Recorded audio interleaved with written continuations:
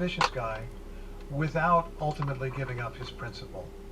For me, the most powerful example of that is the 1858 Senate campaign. He ran for United States Senate against Stephen Douglas, which is a campaign that's famous for their debates, the Lincoln-Douglas debates. But I think it should also be known for what was going on behind the scenes. Lincoln did a county-by-county analysis of voting patterns in Illinois and concluded that he could not win unless his party got the votes of anti-immigrant groups who dominated a particular section of Illinois, nativists, or know-nothings as they were called then. The know-nothings were a political party strongly against immigration and anything that brought foreign influence into the country. Lincoln had an extreme aversion to their beliefs. He actually wrote in a letter, if the know-nothings get control, I would rather emigrate to some country where they make no pretense of loving liberty, such as Russia, for instance. He really did not like them, but he reached out to a friend of his, Joseph Gillespie, who was a leading nativist, and said, I need you to round up votes for me. And as best I can determine from the record that survives, Lincoln continuously reached out to nativist voters, but appealed to them only based on their common aversion to slavery. He did not pander to them. He did not give them any sign or signal that he was sort of a nativist too. What was it about Lincoln that made him able to kind of hold this line between idealism and practicality? How common was this? I think Lincoln was uniquely equipped to hold conflicting ideas in his head at one time. He thought in what he would see as practical terms. In the end, Lincoln did not succeed in that election. He lost. It seems to me that he might have gotten a little closer to winning had he been willing to pander to the nativists and gained more nativist votes, but he was not, for various personal, moral, and political reasons, not willing to do that. And he did lose that campaign, but he added, as others did, some nativists to the anti-slavery cause, which did prevail 2 years later when Lincoln was nominated by the Republican Party and won the presidency. How's researching and writing this book changed your opinion of Lincoln, or your view of him as a historical figure and as a human being, as a person? In writing this, I was forced to confront some of the contradictions of Abraham Lincoln and some of the criticisms of Abraham Lincoln. When you study Americans of this period, you find all kinds of interesting people with interesting and deep opinions. But when it comes to a subject like racism or slavery, you find very few people whose remarks all stand up today, where you would say, I agree with nearly everything they have to say. Frederick Douglass is one of the very few. If you look at Frederick Douglass from, say, the late 1840s through to the end of his life, it's hard to find that much to disagree with, although some people did disagree with him from the right and the left in his time, for sure. But from a modern perspective, it's hard to find that much in Frederick Douglass's writings that you can disagree with. You can easily find things in Lincoln's speeches and writings that you would disagree with today. And you would have to ask, why is it that Abraham Lincoln was opposed to slavery, but said that he also opposed allowing political equality for black people, which is to say things like voting rights? Why would he say that he was against that? Clearly that was wrong, and he had enough information then to know it was wrong. But what's even more remarkable to me is that when I read his speeches tell me that this was wrong. He says in one of his speeches in 1854 that it is a total destruction of self-government to refuse the vote to black people, to refuse self-government to black people. If the Negro is a man, is it not to that extent a total destruction of self-government to say that he too shall not govern himself? And yet, a few years later, he's saying, no, I'm not really going for that. I believe we have no power under the Constitution of the United States, or rather under the form of government under which we live, to interfere with the institution of slavery. I think the way that it is often dealt with is people kind of acknowledge it and go on and acknowledge that the guy signed the Emancipation Proclamation and did a lot of important things, which is all true. But I wanted to understand, why would he say that, when it seems to me that he knew it was not correct, that it was not true? It seemed to me that he was trying to narrow the debate to a subject that he could win. The immediate question wasn't about black voting rights. That really wasn't the question of the moment. The question of the moment, which Lincoln thought he could win before the particular audiences that he was talking with in his home state of Illinois, was, is slavery right or is slavery wrong? I, Abraham Lincoln, say it is wrong. My opponents say all kinds of strange and vague things, but won't really admit that it is just wrong. And he wanted to keep the focus on that. So it's forced me to think about, why would he himself say these things that I would disagree with, even though there is much about the guy that I admire. And I think it's given me a deeper appreciation and understanding for what politics is, and for the morally perilous business of politics. Lincoln was trying desperately to assemble a coalition of people who did not necessarily believe things that he believed, and move them at least a little bit or a lot in the right direction. And he had to think of lots of different ways to do that, and to make sure they focused on the issue as he wanted to frame it in the way that he could win. What is so compelling about this framing of him and sort of like way of gaining insights into him as a person is that, you know, you mentioned in the book Tolstoy describing him as kind of a saint of humanity, and I really like that, because often we sit in that mythical space with people like Lincoln, and it moves us into a very human space, a very flawed space, a very complex space. And politics and the word politician, they feel like kind of dirty words. Like nowadays, I think a lot of people have like negative connotations, but that's the word that comes to mind as you're describing sort of, he's politicking. He is a politician fundamentally. And as a politician, how would you say, like, how would you characterize his kind of tactical approach? We have been conditioned to think of politics as a bad thing. Plenty of politicians have taught us that it often is a bad thing. But politics is what is necessary in a democracy if you're going to move people forward. And Lincoln embraced that. Now, you ask about his political style. Lincoln was approachable and yet not approachable. He was a great storyteller. He could tell a joke. He could tell an off-color story. Lincoln recounted a time that he'd climbed up in a tree and his friend had gone to sleep, was taking a nap. And Lincoln attempted from the tree to poop into his friend's hat. He thought this would be really funny, but the friend foiled him because he wasn't really sleeping, and at the last second he switched their hats. This is the story that Lincoln told in the White House, according to a man who was there. Nothing was really off limits for this guy. He was almost like a comedian. He was very entertaining. But by telling stories and talking in that way, he often was diverting or derailing the conversation away from the thing that the other person in the room really might have wanted to know. He only wanted to say the thing that would advance the campaign that he was in, and he was comfortable withholding other things, almost to the point of seeming to deceive someone. And there's a cost to that, to avoiding saying certain things. One of the things I find frustrating about Lincoln, and also about this deeper question, which is it better to compromise your own personal beliefs, or perhaps put them to the side, or evade, or describe some of the things you did about his style, and win? Or is it better to stand up for your ideals and potentially lose?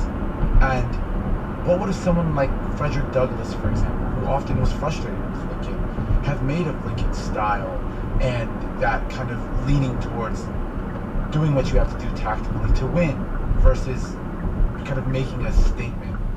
What would someone like Frederick Douglass have made of that style? What did he make of it? Yeah, well, Frederick Douglass is great because he himself was a political pragmatist. He began his political career as, I guess we would say, more of an idealist or an absolutist on slavery. And why would he not? He escaped from a horrible experience of slavery and became an anti-slavery writer and orator. And his patron or influence, William Lloyd Garrison, was someone who concluded that slavery so contaminated the Constitution that it was okay to burn copies of the Constitution and to call for a breakup of the Union, because why would you want anything to do with this horrible institution? William Lloyd Garrison didn't even believe in voting. Why would you vote and participate in this unjust system? Frederick Douglass started there, but began to feel that he could have a greater impact by participating in the system and participating in whatever democracy was available to him. He lived in New York State, where a black man could vote. He had to own some property, $250, I think, which is not a requirement that applied to white people. So it was a racist law, but it allowed an opening for a black man to vote, and Frederick Douglass voted. He had an opportunity to be influential through his newspaper that he ran in Rochester, New York, an anti-slavery newspaper. And from the early 1850s, he was increasingly supporting anti-slavery parties. And then in 1856, openly supported the Republican Party, which was not as radical as the parties he had supported in the past. So he went from saying no politics at all to I will participate in politics so long as I'm so long as I'm supporting this third party that favors abolition immediately. And then he went to saying, I'm going to support the Republican Party, which calls for something a little bit less than that, or considerably less than that, but I think they can win, and they're an anti-slavery party. I think also what I'm wondering is kind of that the practicality in his tactics. How would that have frustrated someone who was looking for a, kind of an idealistic stand, because these are very intense, real issues he's dealing with. Lincoln frustrated a lot of progressives, or people we would consider progressives, the really strong abolitionists. And we should be clear, the abolitionists were morally right in the argument, 100%. But they disagreed with Lincoln about his tactics. There were a lot of people who considered him to be just too moderate and not inspiring. But there were also abolitionists, and Frederick Douglass is one of them, who got to know Lincoln and seemed to understand just what he was doing. Douglass, I think, is the best example, because I think that Douglass always knew that Lincoln was being pragmatic and moving toward the right goal. But I think that Douglass felt a duty at the same time to openly criticize Lincoln for the times that he fell short, because there were times that he did fall short. Coming up, the Lincoln who we often forget. Hi, this is Amy Lacka from Indianapolis, Indiana, and you're listening to Throughline from NPR. We just want to take a moment to shout out our Throughline Plus subscribers. Thank you so much for your support. If you don't already know, subscribing to Throughline Plus means you get to listen to our show without any sponsor breaks. And you also get access to special bonus episodes where we take you behind the scenes, introduce you to our amazing producers, and tell you about how we make the show. To get these awesome benefits and support our work here at NPR, head over to plus.npr.org/throughline.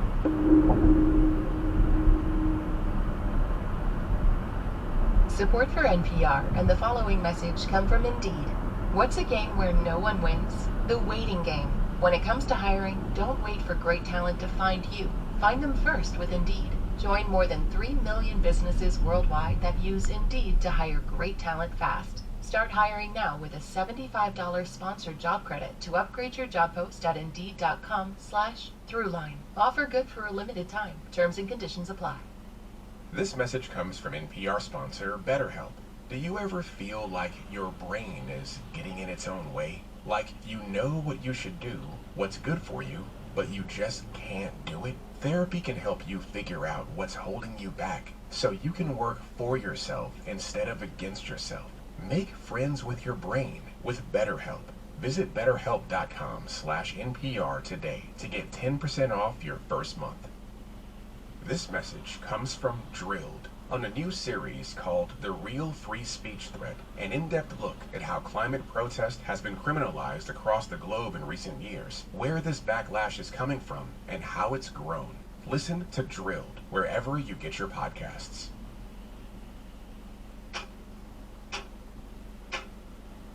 Before Abraham Lincoln signed the Emancipation Proclamation on January 1st, 1863, he said, "I never in my life felt more certain that I was doing right than I do in signing this paper." Lincoln would finally reach his long-term goal, but there were other areas of his presidency that would show the cost of having his eyes focused on only one objective.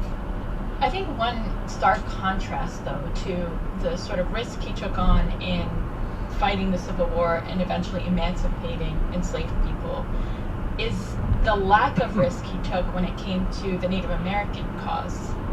There's the one person you profile in the book, Lean Bear, who speaks to this sort of a difference in his prioritizing of the moral importance of protecting Native Americans versus enslaved people.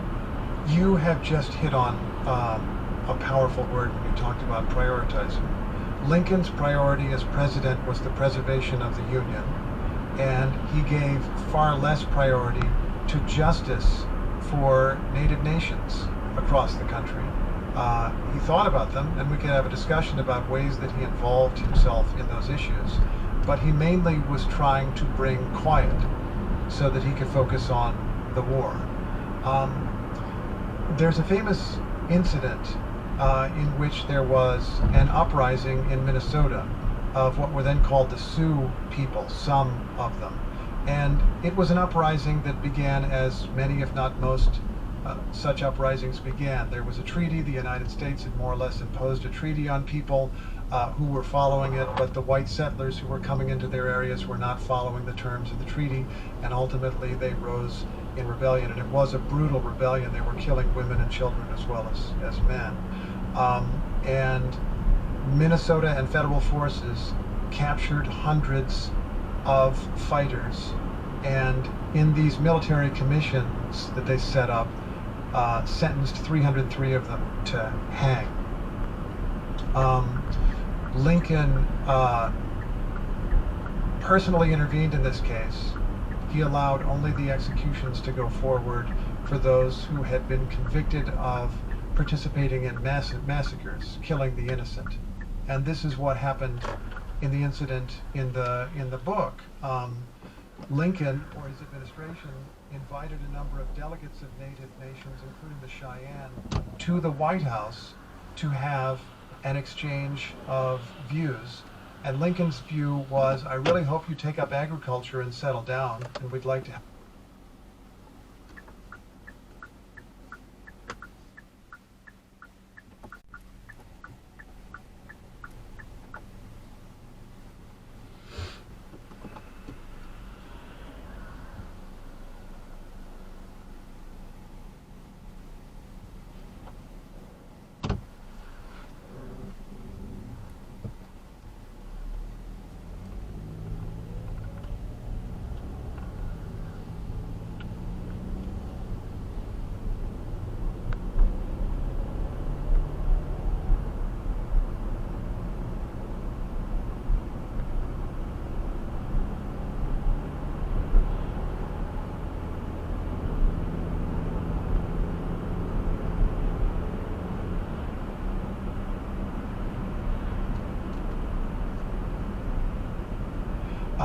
but the warning of Lean Bear, one of the leaders who was there, was, we have land, it's secured to us by treaty, it's in what is now the modern state of Colorado, and white settlers are continuously encroaching on our land and taking our land and killing our people, and we have no intention of going to war with you, but I want to warn you about these white settlers.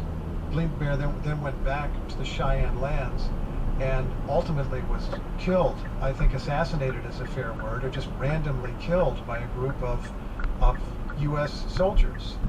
massacres followed. Lincoln wanted peace in the West, which was a fair thing to want. And he brought people to the White House to urge them to be peaceful, which was a fair thing to do, except he had brought the wrong people to the White House to urge peace. He would have needed to bring white settlers there to tell them to be peaceful, because they were the ones, according to any evidence that I've been able to study, they were the ones who were the aggressors in that situation. Wow. Based on what you saw, there is today very much a negative view of Lincoln's relationship with Native people in the United States, and not only that, his view of Native people. Where does that come from? Just as with slavery, you can go through Lincoln's writings and find things that make you cringe. Even when you read the transcripts of his speech that he gave to the Native leaders that he invited to the White House, a lot of it is kind of hard to read because it just seems so kind of antiquated and outdated. He's respectful, and he hears them out, and he's talking things through, and then he says, I've brought some kind of a professor here, and he has a globe. Let's roll over this globe on wheels. And then he's trying to explain to them how white people believe the world is a great ball, and here's where we are on it, and here's where you are on it, and trying to give them a little science, which, I don't know, maybe somebody in the room didn't know that, but when you read it today, it just feels very patronizing. It feels very strange, like, why is he doing that? I don't think that Lincoln had given nearly as much serious thought to the integration of Native Americans, or whatever you would want to say the strategy was, as he had to slavery. I totally hear that, and at the same time, I'm just wondering, was Lincoln unaware of the level of violence that was being carried out, of the kind of true intentions of many of the white settlers that were moving out west, and did he just choose, for political expediency, to kind of look the other way? Or do you think he was actually, as well-intentioned in trying to bring Lean Bear and the other Native American leaders to the White House? Or was that part of his sort of like, I'm playing both sides here and seeing what's gonna kind of like allow me to get more political brownie points? When Lincoln was speaking with the Native delegation, one of the things he said is, we, meaning the white people, U.S. citizens, the people that Lincoln represents, we will try to maintain peace with you. We will try to maintain peace with you. But we cannot always control what our settlers do. And he has an analogy to father and children, saying something to the effect of, as you know, a father cannot always dictate what his children will do. Lincoln is there stating his understanding, I think, of a reality that white settlers were going to push west, and the United States government was not going to be very serious about stopping them if it was seen as being in the broader interest of the United States. He was essentially saying, I will try to be helpful here, but I will not commit to being helpful here. It was more important to him to keep the focus on the big war against the Confederates, and he just didn't want a little war out west, and did not in any way succeed in preventing one. Lincoln's failures, as well as his successes, were news all around the country. What is this world that Lincoln is having to navigate that would have him have to kind of negotiate his values in different spaces? Lincoln came of age and went through his career in a fascinating, fast-changing, technologically evolving, disorienting country. During his adult life, railroads were developed and began spreading rapidly across the country, which incredibly sped communications. Daily newspapers became a regular part of American life, which incredibly sped communications. And the telegraph made it possible for the first time in human history to know what was going on in some distant city over the horizon at virtually the same time that it was happening. None of this had been possible before. And all of these things were creating pressures on the economy and on society.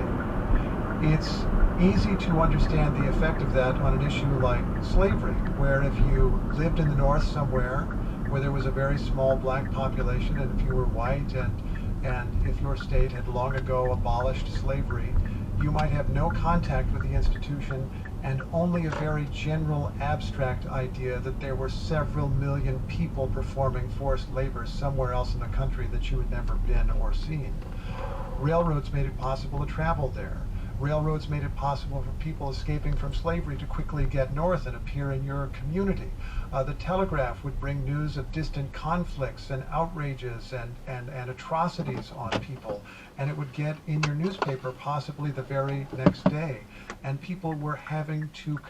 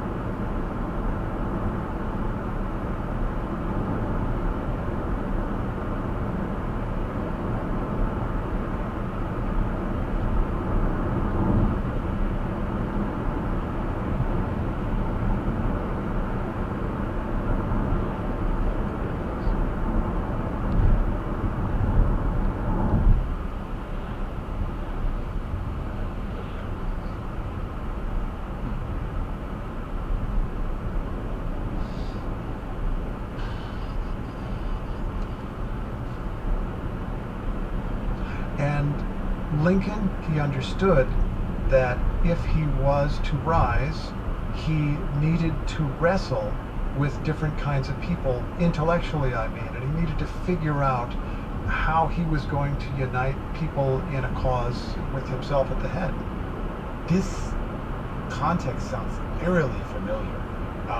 The parallels are jarring, right? The airplane is the railroad today, the newspapers are the internet, the amount of information being passed on. It almost seems like, the technology at that time was bringing the country together. Technology today has brought the world together. But, as we alluded to earlier, it doesn't feel like Lincoln's technique or tactics would be as successful today, given the environment in which we live in, where, for example, being friends with someone who believes in something that's fundamentally opposed to your belief system, something as deep and as emotional as someone's belief in slavery, for example, back then, it doesn't feel like there's as much space for those tactics now. Maybe I'm wrong, but what do you think was different about the cultural context of that time that made someone like Lincoln successful politically? I agree that it was hard to reach out to people who disagreed then. I mean, it was a society that was coming apart to the point where they had a war. And it's hard to reach out to people now. There are people we can think of in the news of the last few years who have united despite their political differences. I say this to my Republican colleagues who are defending the indefensible. There will come a day when Donald Trump is gone, but your dishonor will remain. One example that comes to mind is Liz Cheney, the former member of Congress from Wyoming, who I think would have been, and perhaps still is, loathed by many people who are more progressive for her views of LGBTQ issues or of any number of other issues. But Cheney, when the Capitol was attacked on January 6th, 2021, concluded that that was an assault on democracy, that Donald Trump, the then president, was responsible, and that she needed to hold him accountable even though he was a member of her party. And she was able to work effectively with Democrats who disagreed with her politically about probably almost everything else. And you can find Democratic members of Congress who considered Cheney a close friend.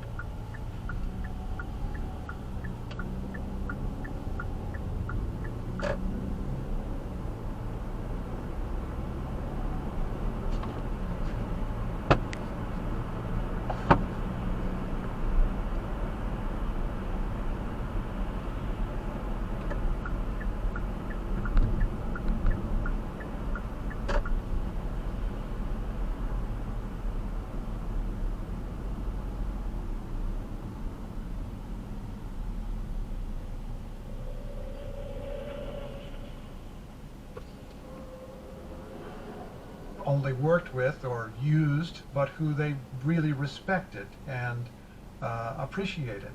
And that is an example of people under tremendous pressure who disagree about most things, finding that one thing was more important than everything else in that particular moment and forming an alliance.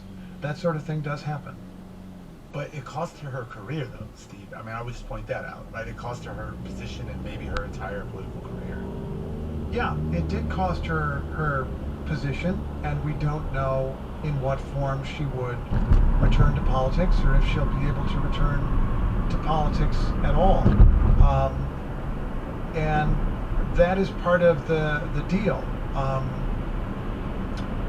When we talk about people reaching across the aisle or reaching across some difference to find some way to get value out of people who disagree with you, which is what Liz Cheney did and what Democrats who worked with Liz Cheney did. When you talk about someone like that, our modern temptation is to say they are weak, they are cowardly, they're doing the politically easy thing, but very often they're doing the politically difficult thing and a courageous thing. And part of the reason it's courageous is because there is a risk. One or many or thousands or hundreds of thousands of Representative Cheney's constituents in Wyoming were going to say, not only do I disagree with you, that's morally wrong, I'm going to throw you out of office. And so she took a moral risk to say that something else was more important than the immediate demands of some of her constituents. And I don't know where her political career will go, but she was effective in that term that she had before she was defeated. She made an imprint on the issue that was important to her, and history will remember that if she's remembered in history. Yeah, and I guess, viewing it through that same lens, I mean, the moral risk that you could say that Lincoln took, arguably cost him his life ultimately, right? Yeah, it's fascinating because Lincoln did not demand in his early career immediate abolition. He said slavery is wrong, but I recognize that under the current laws and understanding of the Constitution, I can't end it, but I want to restrict it, I want to contain it. And so that makes him seem like a moderate or a centrist of some kind. I think it's better to think of him as a radical because he attacked the system as a whole. He wasn't trying to take the viewpoint that would make him seem personally pure. Coming up, Lincoln's politicking pays off.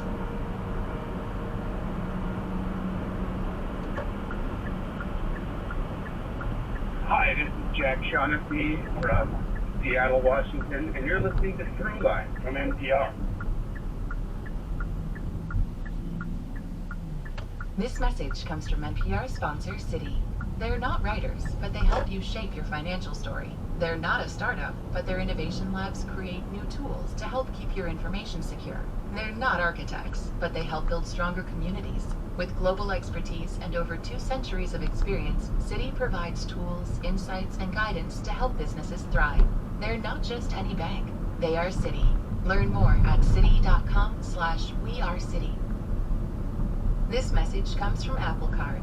Reboot your credit card with Apple Card. It gives you unlimited daily cash back that can earn 4.15% annual percentage yield when you open a savings account. A high-yield, low-effort way to grow your money with no fees. Apply for Apple Card now in the Wallet app on iPhone.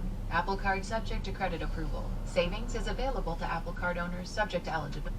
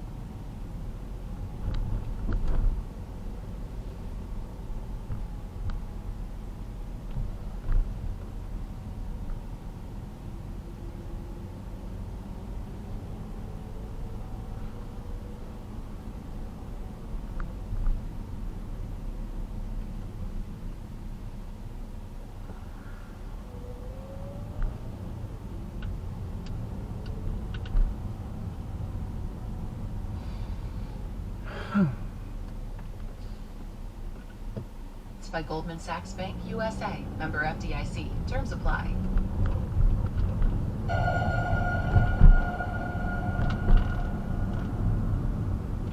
A declaration of radical views, especially upon slavery, will rapidly disintegrate our present armies. I have written this letter with sincerity towards you and from love for my country. George B. McClellan. It's one thing to disagree with someone, but it's a whole other thing to have to work with someone you also disagree with. But Lincoln had no choice when it came to George McClellan, the commanding general of the Union Army that Lincoln himself appointed.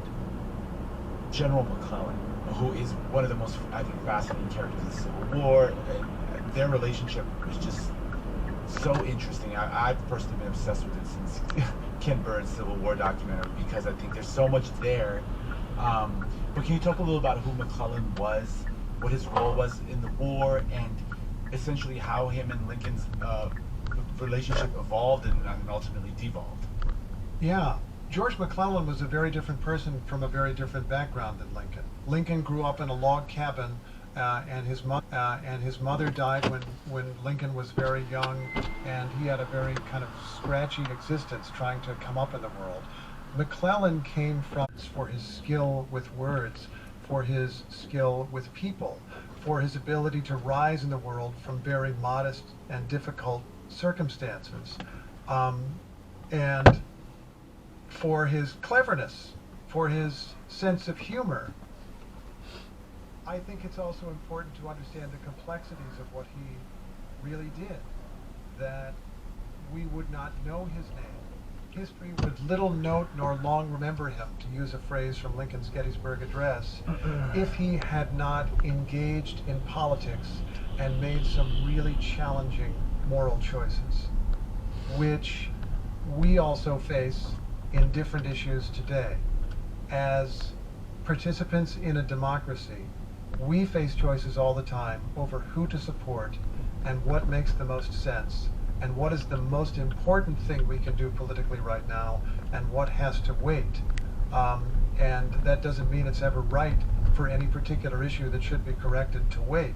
It just means we're forced to make the choices, as Lincoln was.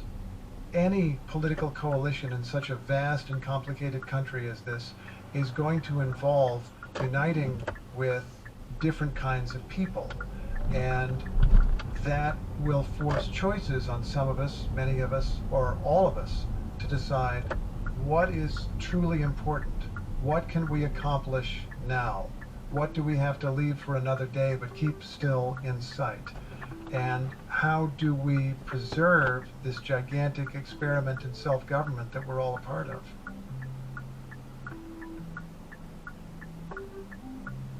That's it for this week's show. I'm Randa Abdel Fattah.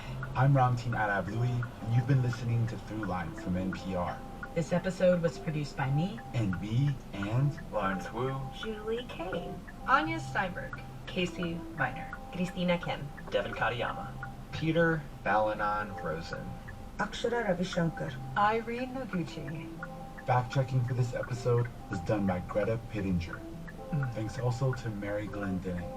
This episode was mixed by Maggie Luthar.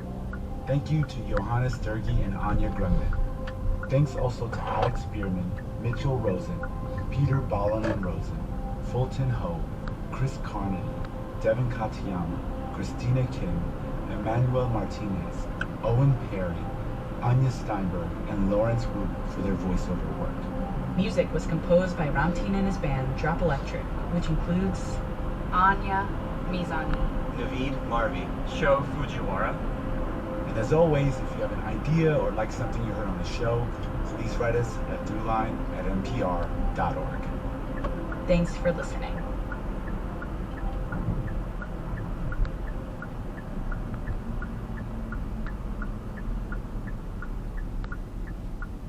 This message comes from NPR sponsor, American Cancer Society. No one ever wants to hear that someone they care about is struggling through their cancer journey. At the American Cancer Society, they work to make sure no one has to hear it again. Learn more at cancer.org. Gang, that Stay Trashy tour is in high gear. Talking overtime. Oh, baby, yeah. Do yourself a favor, grab the squad, come out and see the boys. Kippy and I co-headline doing a little stand-up comedy. Then we play a little Are You Garbage with the crowd. It's a fun time. Yeah, next stop are Pittsburgh, Pennsylvania, Buffalo, New York, and then we added a third show in Toronto. Get those tickets, and we're going to Pontiac, Michigan. Fourth show added in Chicago. Yeah. Shout out to it. Then Minneapolis, Madison, Milwaukee, Sacramento, second show added there. San Francisco, San Jose, Washington, D.C., date rescheduled. And then Philadelphia, Pennsylvania added a second show at the Fillmore. Get those tickets, gang. We love you. Welcome to another exciting edition of Are You Garbage? The show where you find out if your favorite comedians are classy individuals or absolute trash. Now, here are your hosts, Kevin Ryan and H. Foley.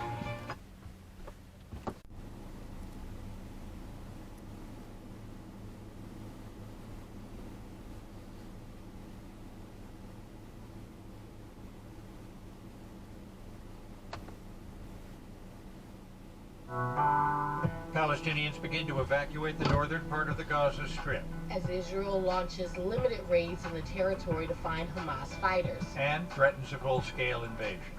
I'm Aisha Roscoe. And I'm Scott Simon. This is Up First from NPR News. Defense Secretary Lloyd Austin assures Israel of U.S. support, but also calls for the country to observe international law. This is a time for resolve and not revenge, for purpose and not panic, and for security and not surrender. Plus Israel's endgame once it invades Gaza. And in Washington, D.C., Republicans are trying to get with the new nominee for House Speaker.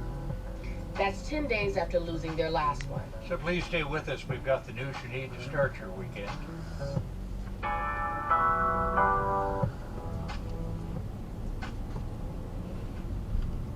Support comes from a 2023 lead sponsor of Up First, Stearns & Foster. Every Stearns & Foster mattress is handcrafted using the finest materials, like ultra-conforming IntelliCoil inner springs, for a beautiful mattress and indescribable comfort. Learn more at stearnsandfoster.com. This message comes from NPR sponsor Neutral. Neutral offers organic, pasture-raised milk that is carbon neutral certified. They're on a mission to reduce the carbon footprint of agriculture by partnering with family farms across the country to implement carbon reduction projects. To learn more about how Neutral makes carbon neutral certified milk a reality, not by 2030 or 2050, but today, visit eatneutral.com or find Neutral milk nationwide at Whole Foods Market, Sprouts, and other natural retailers. This message comes from NPR sponsor Quad. Modern-day marketing is not for the faint of heart. That's why Quad commissioned Forrester Consulting to learn more about marketers' challenges, including managing more resources, channels, and technology than ever. Learn how today's marketers are coping with rising complexity and discover what better integration can do for your team and your bottom line at quad.com/Forrester. Better marketing is built on Quad. In the Gaza Strip, there are fears that violence will escalate as Israel continues its attacks on the area. The Netanyahu government says it's rooting out Hamas militants who pulled off the most devastating attack on the country in 50 years. And it has ordered civilians to leave the northern part of the Strip in preparation for a widely expected ground assault. NPR's Peter Kenyon joins us now from Jerusalem. Thank you for being with us. Hi, Aisha. So, Peter, can you tell us more about the raids the Israeli army is conducting in northern Gaza right now? Yes, and according to the IDF spokesman, Daniel Hagari, the army carried out the raids and retrieved bodies of several Israelis who had been missing since the Hamas attack. That was a week ago now. He said the families had been notified. Hagari also said troops found items, unspecified items, that he said might lead to the whereabouts of more missing Israelis. And separately, there was comment from Lieutenant Colonel Richard Hecht, the IDF international spokesperson. He told reporters that Israeli forces are, quote, seeing things no one should ever have to see. He said, quote, this is the face of evil. He said Israel's main targets would be the leaders of Hamas militants in Gaza. He said, however long it takes, Israel will get those responsible for the slaughter of Israeli civilians. Gaza woke up to the news Friday that Israel had ordered Palestinians to evacuate northern Gaza and head south. Where does that stand? Yes, it was a very controversial order issued to more than 1 million residents of northern Gaza. The United Nations said that could lead to a calamitous situation and called on Israel to rescind it. We are now seeing reports of Palestinians on the roads heading south. Israel called it a significant movement.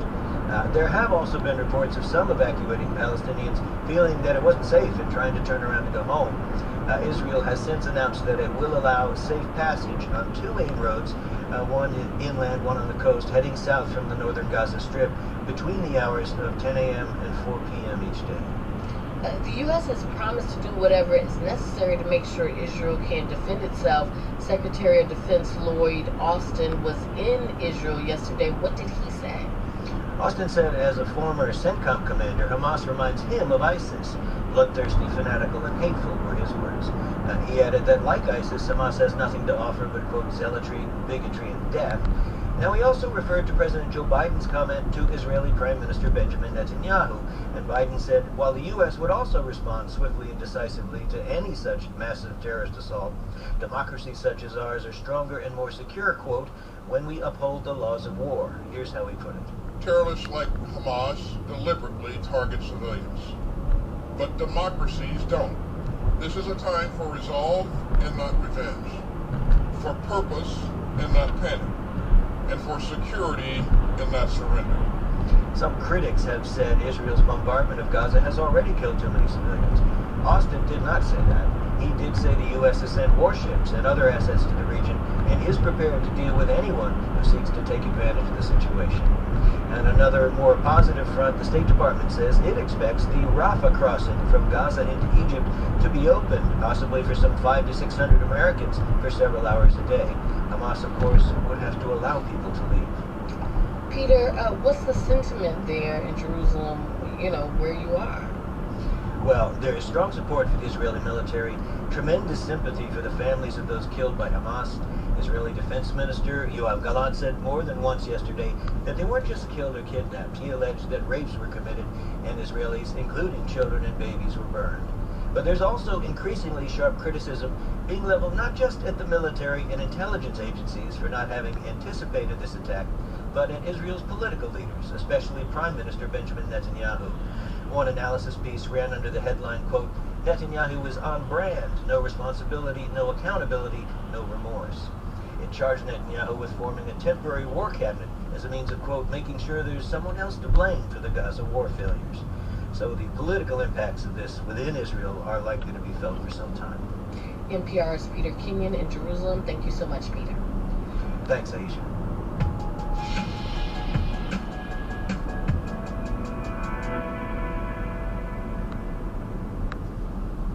Israel has attacked Hamas before in Gaza, but only inflicted temporary setbacks.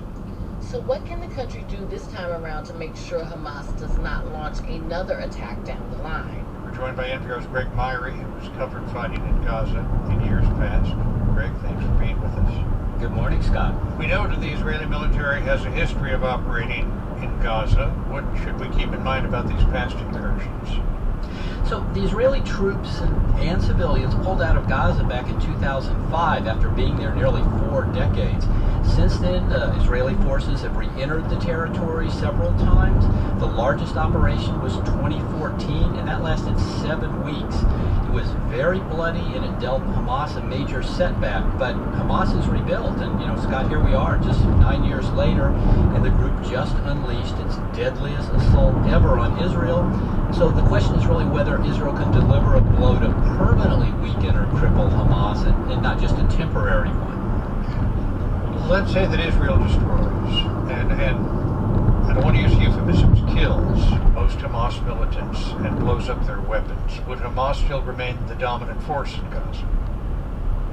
Well, certainly possible, and maybe even likely. Hamas says it has a political wing and a military wing that operate independently, and Israel says all of Hamas is dedicated to destroying Israel. But these Israeli military operations that we've seen in the past have focused on the Hamas militants rather than the Hamas political leaders. Israel has effectively tolerated Hamas political leaders, hoping they'd focus on running the territory, providing basic services. But now Israel says it wants to destroy all of Hamas, and this is a major undertaking complicated by the fact that Hamas is believed to be holding about 150 hostages. Paul Salem, head of the Middle East Institute in Washington, said Israel may not be able to achieve its goals and at some point may have to accept some sort of continued Hamas presence in Gaza. Israel might feel, well, we made them pay enough of a price. We've secured our border enough. Now let's get our people back. Let's negotiate new rules of the game. So there is a way to do this. But the moment is not now. If Hamas were to be removed from power, Greg, who could take over in Gaza? It's really not clear. Israel doesn't appear interested at this point in a full-fledged occupation with troops in Gaza for the long term, but there aren't other obvious options. Again, Paul Salem. But somebody to come and step in and backstop an Israeli invasion after, 10,000 Palestinians have been killed, nobody's interested in doing that. This is really an Israeli-Palestinian problem. Nobody's going to step in and shoulder that burden. So even as Israel prepares for a military operation, it needs to figure out what comes afterward, and there's no clear answer. NPR's Greg Myrie, thanks so much for being with us. Sure thing, Scott.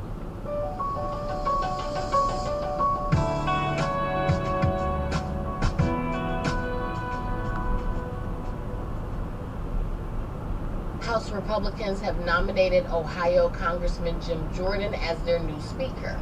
But he won the vote by a narrow margin, and it is unclear if he'll prevail when his name comes up before the whole chamber. Another candidate, Steve Scalise from Louisiana, dropped out earlier this week because he didn't think he would. NPR congressional correspondent Deirdre Walsh has been following all of this from the Capitol and joins us now. Deirdre, thanks for being with us. Good morning, Scott. So, let me try and understand this. Jim Jordan won a majority of the votes to get the nomination. How much work does he have to do to get enough more votes to become Speaker? He has a lot of work to do. I mean, he beat out Georgia Republican Austin Scott by about 40 votes in the internal Republican vote, but Scott only decided to run hours before yesterday's election. He didn't even really campaign. Jordan is a known quantity, and many expected he would have had a much larger vote. Even some of his supporters admitted they thought he would do better. He won 124 votes to Scott's 81. Jordan still doesn't have the broad support he needs of all the Republican factions. Remember, the House Republicans have a razor-thin majority. If all 221 Republicans show up on the House floor and vote, Jordan can only lose 4. So, House Republicans went home for the weekend. They're going to regroup on Monday. The House isn't back in session until Monday night, so it's unclear how soon the House is going to vote on a new speaker. And how will that work when it actually gets to the chamber? January took 15 rounds of voting to elect Kevin McCarthy as Speaker for however briefly he served. Right. Most House Republicans really want to avoid that. After they nominated Jordan, there was another vote on whether House Republicans were ready to vote for him on the floor. He got 155 votes on that ballot, but that's more than 60 short of the 217 he needs to get the gavel. House Democrats are all expected to vote against him. Some Jordan allies think he can win more support on the floor because former President Trump endorsed him, and they see that floor vote as a test of loyalty to Trump. Kentucky Republican Tom Massey is a supporter of Jordan's. He says he's really popular with the Republican base and says there's going to be a lot of pressure on House Republicans to get in line when they do a roll call vote. And so when you have to stand up in front of God and country and say a name, your constituents are hoping you're going to say Jim Jordan. Deidre, tell us more about Jim Jordan. We think of him as the guy who doesn't wear a jacket. Right, he still doesn't wear a jacket. He's a conservative firebrand. He's been in the House for about 15 years, and he really was a political outsider at the beginning of his career. He had a reputation as a thorn in the side of top House Republican leaders. He ran a fiscal group of conservatives called the Republican Study Committee. When that group wasn't conservative enough, he founded the House Freedom Caucus. He had many public battles with his former Ohio colleague, who was then Speaker of the House at the time, John Boehner, and Boehner dubbed Jordan a legislative terrorist. He did become eventually close to House leadership under then House Speaker Kevin McCarthy, and that just shows how much the Republican Party has shifted in just a few years. McCarthy used to complain about Jordan, but yesterday he was campaigning for him to take his place. Jordan has been leading the impeachment inquiry against President Biden. He voted against the certification of the 2020 election results. You know, right after he won the nomination, Democrats held a press conference and warned if he's elected, he's a threat to democracy. NPR's Deirdre Walsh, thanks so much. Thanks, Scott. And that's Up First for Saturday, October 14, 2023. I'm Scott Simon. And I'm Aisha Roscoe. Gabe O'Connor and Danny Hensel produced this Saturday version of Up First. Editing was by Peter Granitz, Dee Parvaz, Shannon Rose, Tara Neal, Larry Kaplow, Raphael Nam, and Matthew Sherman. Our directors are Andrew Craig and Michael Radcliffe, with engineering support from Hannah Glover. Evie Stone is our senior supervising editor. Sarah Oliver is our executive producer, and Jim Kane is our deputy managing editor. And thanks to all those people who also lend their talents to Weekend Edition. Up First is back tomorrow with a story about how city planning can help solve the climate crisis. The closer we put housing, schools, retail, and offices to one another, the less driving we'll have to do. And there's more news, interviews, books, and music this weekend on the radio as well. Weekend Edition airs every Saturday and Sunday morning. You can find your NPR stations at stations.npr.org.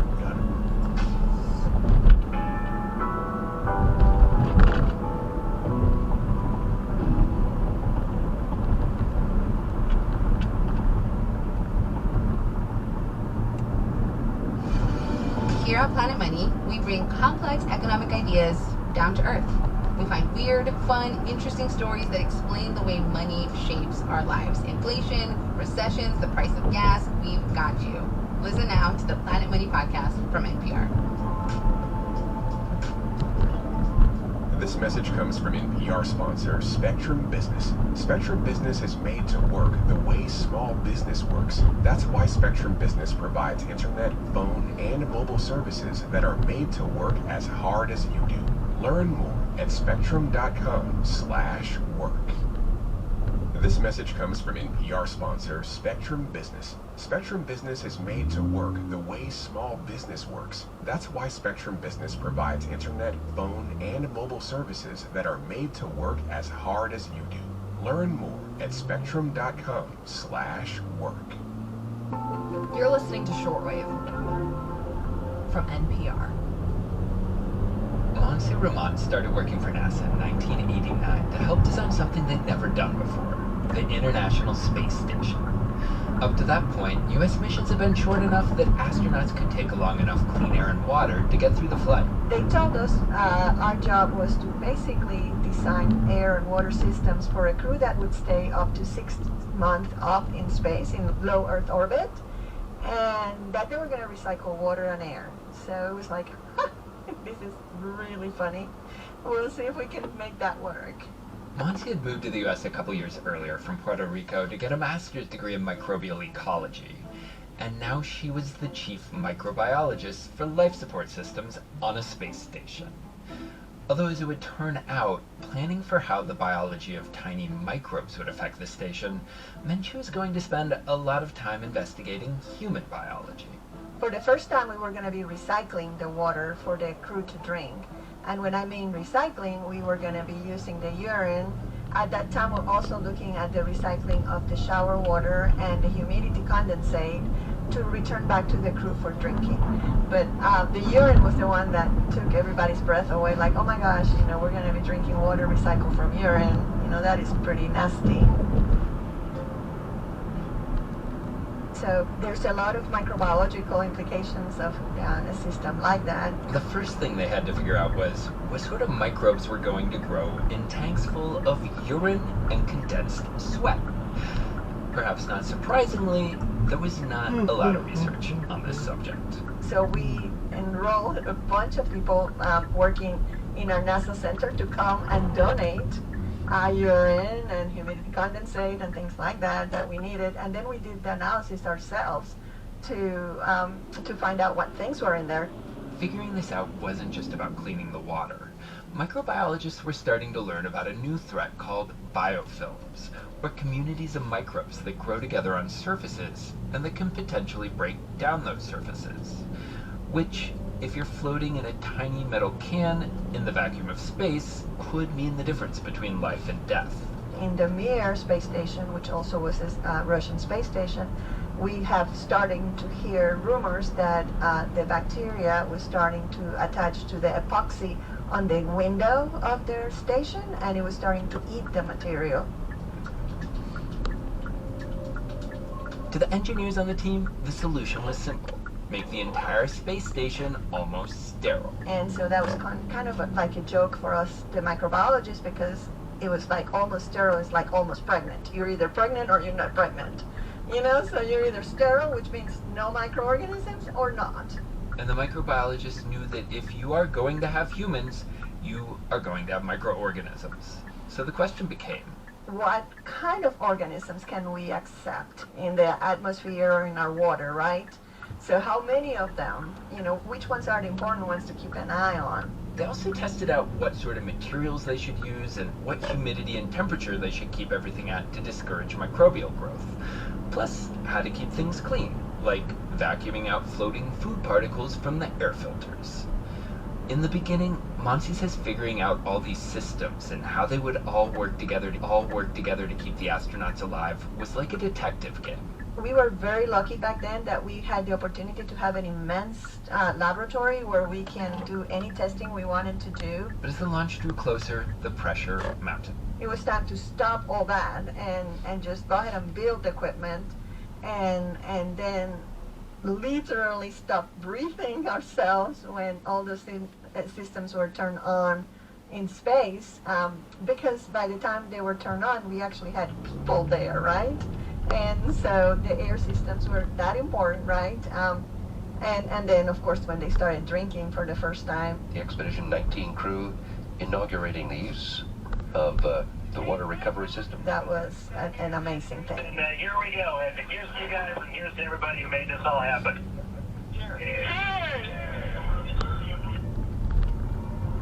Today on the show, we close out Latinx Heritage Month by talking with the trailblazing microbiologist Monsi Roman about microbes in space and all the risk and potential they pose for future exploration.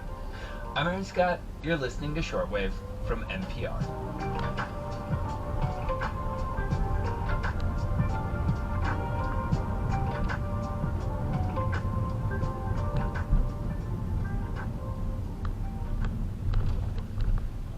This message comes from NPR sponsor Spectrum Business. Spectrum Business is made to work the way small business works. That's why Spectrum Business provides internet, phone, and mobile services that are made to work as hard as you do. Learn more at spectrum.com/work. This message comes from NPR sponsor Charles Schwab with their original podcast, Choiceology. Choiceology is a show about the psychology and economics behind people's decisions. Download the latest episode and subscribe at schwab.com/podcast. This message comes from NPR sponsor Ford Mustang.